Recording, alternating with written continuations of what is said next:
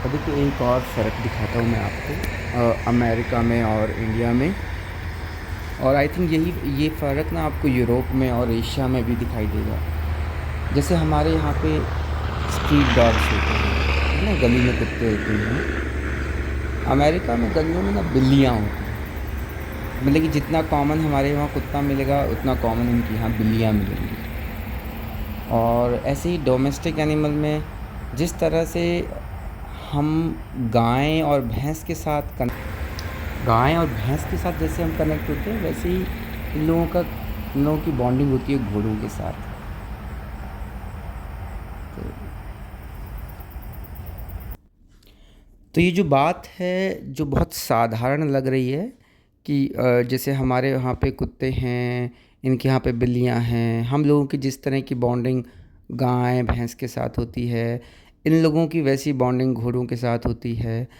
अगर गौर से सोचा जाए ना, इसमें बड़ी गहरी चीज़ें छिपी हुई हैं। तो ये ना दोनों दोनों ही सोसाइटी के जो लोग हैं उनके करैक्टर में भी बहुत बड़ा डिफरेंस एक दिखाई देता है यहाँ से।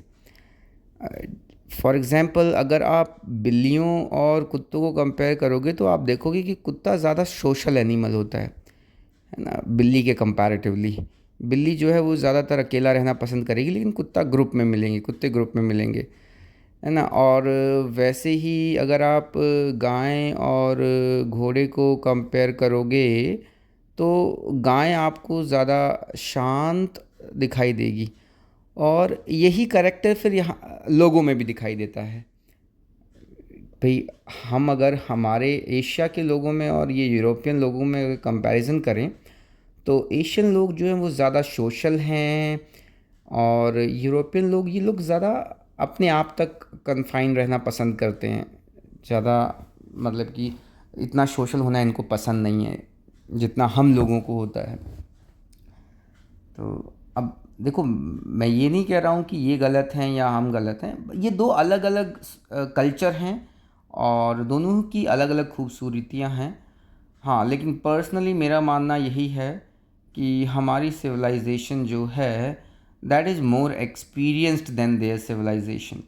तो जो हमारी सिविलाइजेशन का मॉडल है वो ज़्यादा सस्टेनेबल है, वो ज़्यादा लाइवली है, वो ज़्यादा खुशनुमा ज़िंदगी जीने वाला है।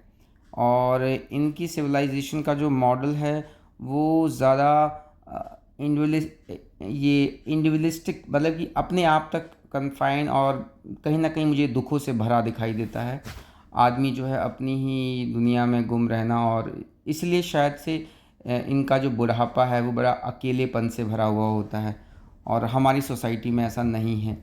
हाँ, लेकिन अब वेस्टर्न इम्पैक्ट हमारी सोसाइटी में भी दिखाई दे रहा है।